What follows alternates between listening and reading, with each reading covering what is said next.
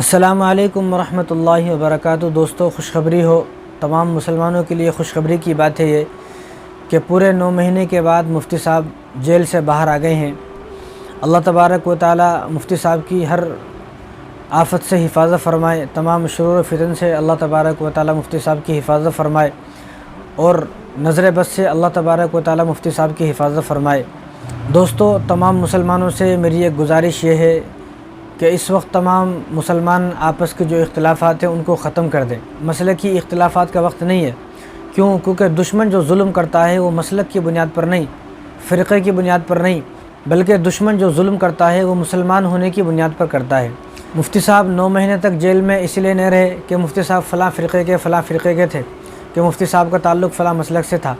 مفتی صاحب جو اتنے دن جیل میں رہے وہ مسلمان ہونے کی بنیاد پر رہے۔ اس لیے تمام مسلمانوں کو چاہیے کہ اب آپس میں جو اختلافات ہیں ان اختلافات کو ختم کیا جائے اور آپس میں ایک دوسرے کا ساتھ دیا جائے، اور اب وقت ہے کہ ایک دوسرے کو ہمت دی جائے، ایک دوسرے کا ساتھ دیا جائے، ایک دوسرے کے ساتھ کاندھے سے کاندھا ملا کر کھڑا ہوا جائے۔ یہ وقت نہیں ہے کہ اس وقت آپس کے اختلافات کو لے کر آپس میں جھگڑے کیے جائیں، بلکہ اختلافات کو ختم کیا جائے اور آپس میں ایک دوسرے سے اتفاق سے، اتحاد سے اور محبت سے رہا جائے۔ اور یہ عہد کر لیں کہ اب کسی عالم کو اکیلا نہیں چھوڑنا ہے، تنہا نہیں چھوڑنا ہے، بلکہ جتنے بھی ہمارے بڑے اکابر علماء ہیں ان تمام علماء کے ساتھ ہمیں کاندھے سے کاندھا ملا کر ہمیشہ ہر وقت ہر موقع پر ان کا ساتھ دینا ہے، اور ہر وقت ہر موقع پر ان کے ساتھ کھڑا ہونا ہے، کسی بھی عالم کو تنہا نہیں چھوڑنا ہے۔ اس لیے تمام مسلمانوں سے گزارش یہ ہے کہ آپس کے اختلافات کو ختم کیا جائے، کیونکہ اس وقت مسئلہ یہ نہیں ہے کہ ہاتھ کہاں باندھے جائے، ہاتھ کہاں باندھ کر نماز پڑھی جائے۔ ہاتھ سینے پر باندھیں گے تو نماز ہوگی یا نہیں ہوگی، ٹوپی لگائیں گے تو نماز ہوگی یا نہیں ہوگی، سلام پڑھنا جائز ہے ناجائز ہے، زور سے آمین کہنا جائز ہے ناجائز ہے، مسجد کو درگاہ کو جانا جائز ہے ناجائز ہے، یہ مسئلہ نہیں ہے۔ بلکہ اس وقت مسئلہ یہ ہے کہ مسلمان اپنے آپ کو مضبوط کریں۔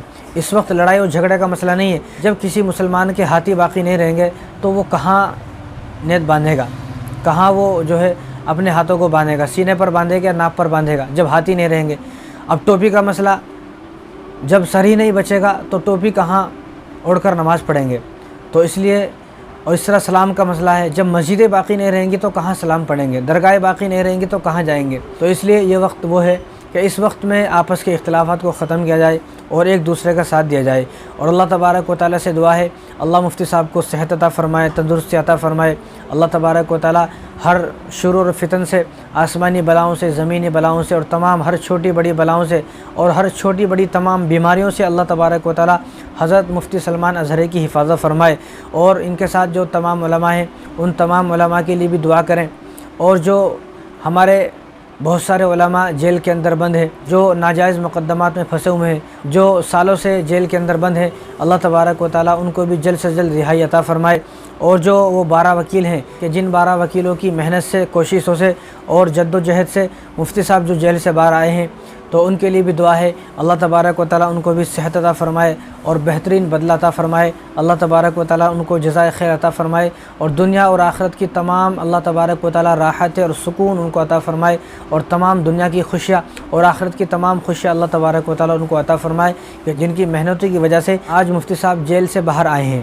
اب وہ بات بھی سماعت فرمائے کہ مفتی صاحب نے جیل سے باہر آنے کے بعد کیا کہا۔ بہت بڑی بات مفتی صاحب نے کہی ہے، آپ ذرا وہ سماعت فرمائیں۔ السلام علیکم ورحمۃ اللہ وبرکاتہ۔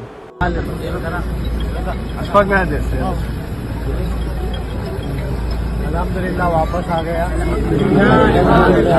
دیکھو کون آیا، شور بھی آئے گا انشاءاللہ۔ لبیک لبیک یا رسول اللہ، لبیک لبیک